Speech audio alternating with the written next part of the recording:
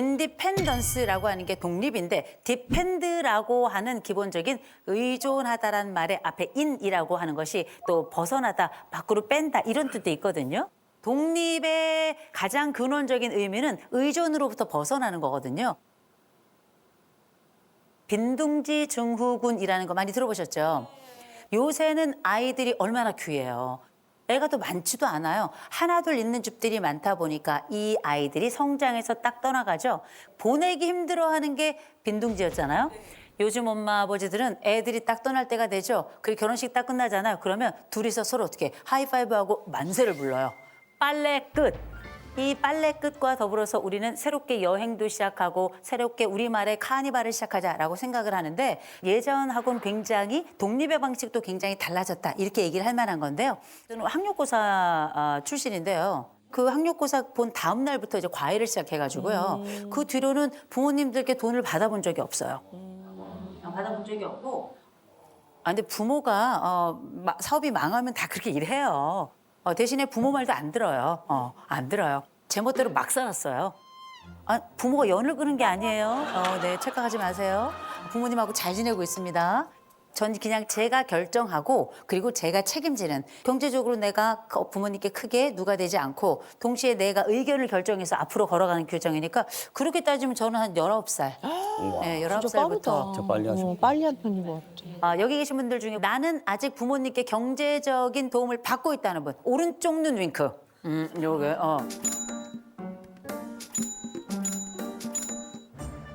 꽤 많아. 오. 도움을 요청하는 거 필요한 경우도 있지만 웬만해서는 앓는 소리는 좀 덜 하시면 좋아요. 그리고 제가 여기서 보니까 우리 방청객 여러분 있죠? 아주 폭삭 늙은 사람들이에요. 응? 어린아이가 없다는 거예요. 그렇죠? 우리가 나이 들어서 성인으로 산다는 건 뭐냐면 경제적으로까지 독립을 해야 이게 진정한 독립이다라는 거 먼저 말씀을 드리는데 그럼에도 불구하고 우리는 또 다른 정서적 독립도 굉장히 중요합니다. 이걸 우리가 심리적 탯줄이다 이렇게 이야기를 하죠. 우리나라 부모 자식 관계 굉장히 집착적입니다. 촌농이 녹아서 어디서부터 어디까지가 부모고 어디서부터 어디까지가 자식인지 알 수 없는 상황이 되고 이렇다 보니까 이별만큼 어려운 게 없어요. 상담을 하다 보면 별일이 다 있잖아요. 어떤 사례가 있었냐면 아들이 너무 귀해서 아들이 4대 독자예요. 얼마나 귀해요. 4대 독자. 옛날에 4대 독자면 군대도 안 갔어요. 그런 상황에 며느리가 딱 들어왔는데 이 시어머니는 어떤 며느리를 원했냐. 목이 길고 손이 하얗고 학력이 높고 아유. 어여쁜. 어머. 어렵다. 저에게는 한 가지도 없는 응? 이런 며느리를 그 시어머니가 이제 원하셨던 거예요. 그런데 제가 만났는데 예뻐요. 그리고 나무랄 데가 없습니다. 그런데 전문대를 나왔어. 이 아들도 그렇게 대단한 대학 나오지 않았거든요. 근데 어쨌든 내 며느리는 어떻게 무식한 애야. 어머머머. 그렇게 며느리가 딱 들어왔죠. 그 뒤로 무슨 일이 벌어졌는가. 내 아들을 내 며느리가 제대로 살피는지 안 살피는지가 너무 중요하겠죠. 어머니가 아들 집을 구해주셨어요. 어머니가 구해주셨어요. 집 옆 아파트에다가 집을 구해주셨어요. 그래서 뭐 하시냐면 아침에 거기 가서 식사하세요. 식사하시고 며느리가 거기서 뭐 해야 되냐. 점심 해드려야 돼.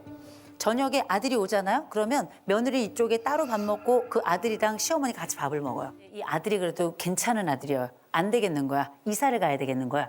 그래서 어머니한테 이사를 간다 그랬잖아요. 그랬더니 어머니가 어떻게 했냐면 흉기를 들고 오셔가지고 나 죽이고 가라고.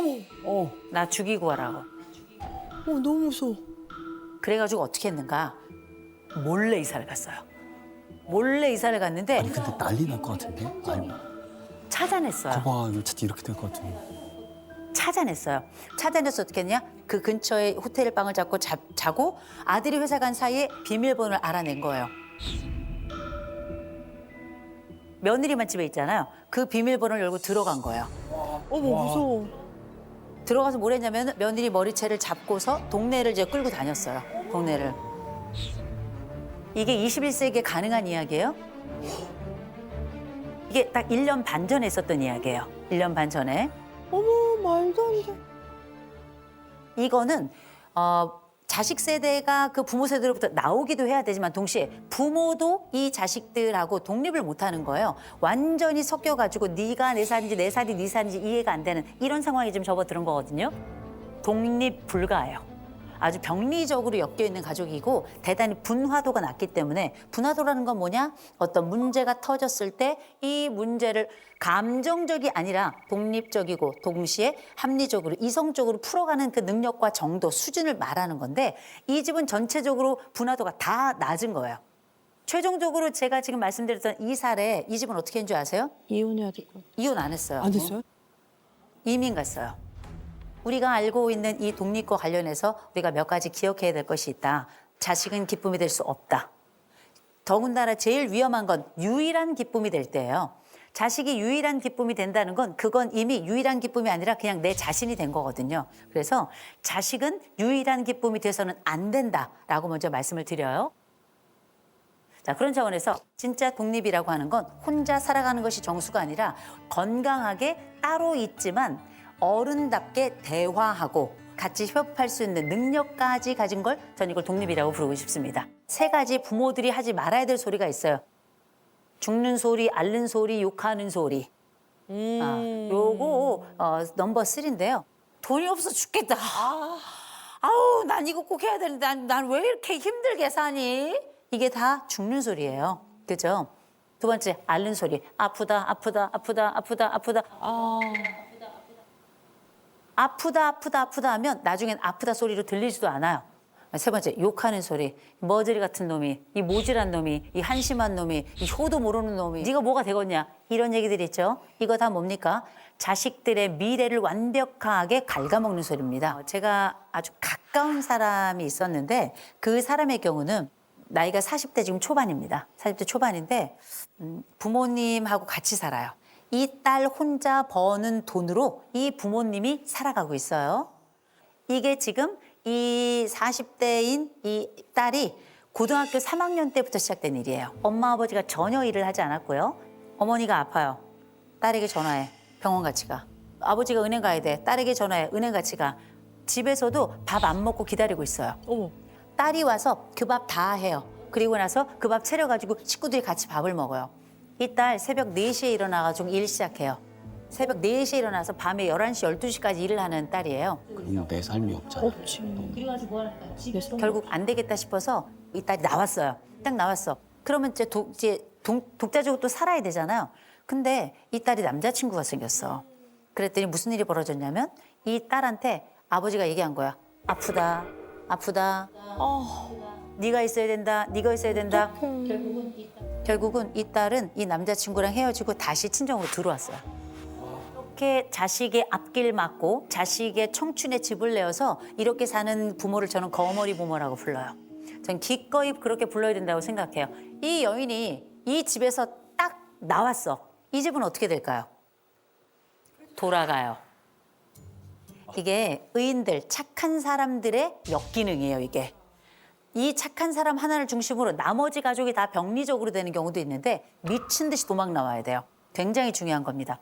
혹시 내 부모가 죽는 소리에, 내 부모가 앓는 소리에 이렇게 내 미래를 막는 욕하는 소리 하잖아요. 언제부터 우리가 부모 말 잘 들었다고 그런 얘기를 고지고 그때로 들어요. 무시하시기 바랍니다. 진심으로 듣지 않으시기 바랍니다. 자식들도 부모들한테 하면 안 되는 3종 세트가 있습니다. 죽는 소리, 앓는 소리, 욕 같은 소리. 죽는 소리 뭔지 아십니까? 자기 목숨을 담보로 부모 협박하는 애들 많아요. 응? 그건 진짜 최악이다. 죽어버릴 거야. 나 이거 안 해주면 죽어버릴 거야. 나 창문에서 뛰어내릴 거야. 정말 최악인 겁니다. 그럼 어떻게? 부모들이 쩔쩔매겠죠. 죽지만 마라. 죽지만 마라. 사람 안 있어라. 그게 사람입니까? 들어주고 죽지도 못하면서. 그리고 부모들은 정말 기억하셔야 됩니다. 이건 반드시 습관돼요. 반드시 습관이 됩니다. 병을 만들어서 주변 사람들을 움직이는 사람들도 있어요. 이 병을 하나의 도구로 쓰는 사람들이 있어요. 근데 매번 죽겠다고 얘기하는 아이는 반드시 병인 겁니다. 그래서 어떻게 병원에 데려가셔야 돼요. 그건 되게 중요한 거예요. 두 번째, 앓는 소리가 있습니다. 이 앓는 소리 다른 거 아니에요. 없어, 조금만 도와줘. 세 번째, 욕 같은 소리 있어요. 뭐 해줬는데? 엄마 아버지가 나한테 그때 상처를 줘서 내 인생이 이렇게 된 거 아니야. 그러려면 왜 낳았어요? 이런 얘기 하시죠? 니네 같이 말할 줄 알았으면 안 낳았어. 응? 인간은 다 똑같습니다. 가까운 것에 대해서 가장 큰 기대를 가지고 있고 때로는 그 부모들이 여러분의 기대를 꺾었던 순간, 상처를 주었던 순간이 있겠지만 나라는 사람이 만들어가는 세계는 부모가 준 세계로만 구축되는 게 아니라는 걸 기억하시고 스스로 성인으로 내 삶을 독립적으로 살아가는 데는 때로는 견디고 그리고 입을 막아야 되는 순간도 있다는 거 좀 말씀을 드립니다. 맞아. 자, 그러면 우리가 부모들 사이에 또 부모와 자녀 사이에 어떤 이야기를 좀 주고받으면 좋을까? 우리 부모님들은 아이들에게 꼭 얘기해 주셨으면 좋겠어요. 정우성이라고. 정우성 오빠. 이 정우성은 뭐냐? 제일 첫 번째, 정말 멋있다. 정말 멋있다. 너 정말 멋있다. 두 번째, 우리 아들, 우리 딸 최고. 우리 아들, 우리 딸 최고. 이건 다른 데 가서 다른 사람이 보란 듯이 자랑하시라는 거예요. 애들이 들을 때. 아, 우리 딸이 최고야. 우리 아들이 최고야. 세 번째, 성인이 되었구나. 어른이 되었구나. 아, 인정해 주는 거. 성인이 됐다는 얘기는 나도 너와 함께 어깨를 나란히 하면서 얘기를 나눌 수 있는 상대로 내가 너를 선택하고 너도 나를 선택할 수 있다는 거잖아요. 이건 그야말로 성인의 대화가 시작되는 겁니다. 정우성 꼭 기억하시기 바랍니다. 우리 자녀 세대들도 부모에게 또 꼭 했으면 좋겠는 얘기 있잖아요. 저는 손담비를 권합니다. 우리 자녀들 부모님 손잡아 주세요. 특별히 여기 남성분들도 많이 계신데 딸들이 부모의 손을 잡는 비율에 비해서 아들들이 부모의 손을 잡는 비율은 30%가 안 됩니다. 굉장히 낮아요. 쑥스러워요. 쑥스럽죠. 쑥스러워. 그냥 늙은 손을 잡아주셨으면 좋겠어요. 주름진 손을 잡아주셨으면 좋겠어요. 왜냐? 나이 든 사람 손은 아무도 안 잡습니다. 그거 알고 계셔야 돼요. 그래서 손주가 기쁜 거예요. 사람을 가리지 않고 손을 잡아주니까. 이젠 우리가 그 늙은 자의 손을 잡아야 되는 겁니다. 꼭 손을 잡아주셨으면 좋겠고요. 부모님께 말씀하십시오. 닮고 싶어요. 아버지 닮아 참 좋아요. 저 엄마 닮아서 너무 좋아요. 최고의 말. 최고의 찬사 아니야? 최고의 찬스. 담고 싶어. 그분의 삶을, 인품을 담고 싶은 거죠. 그 얘기는 뭐냐? 존경합니다. 그 이상입니다. 그다음에 B는 뭘까요? 비난보다 환대예요. 웰컴. 아버지, 어머니, 웰컴, 환대. 오실 때마다 좋아요. 환대해 주셨으면 좋겠어요. 늙으면 오라는 데도 없어요. 갈 곳도 없습니다. 서러울 거. 외로워지잖아. 생각해보면 어떤 형태의 자식이건 부모 마음에 흡족한 자식은 많지 않을 거예요. 마음대로 되지 않는 겁니다. 자식 마음대로 안 돼. 부모 마음대로 안 돼요. 내가 태어나봤더니 개떡 같아. 제일 중요한 거, 내가 내 마음대로 안 돼. 기억해야 될 건 독립이라고 하는 건 제일 먼저 자기 자신을 먼저 좀 살펴볼 필요가 있습니다. 이게 사실은 건강한 독립의 핵심이거든요. 진짜 독립이라고 하는 건 건강하게 자기 삶을 유지하면서 자기 삶을 살아가는 게 굉장히 중요한 겁니다. 내 인생을 내 발로 걸어서 잘 살았던 못 살았던 열심히 최선을 다해 살아가잖아요. 그 사람은 이미 독립체라고 저는 생각합니다. 열심히 살아가야 되겠다는 말 자체가 이미 머릿속에 독립의 세계가 구축이 된 거거든요. 꼭 기억하시기 바랍니다.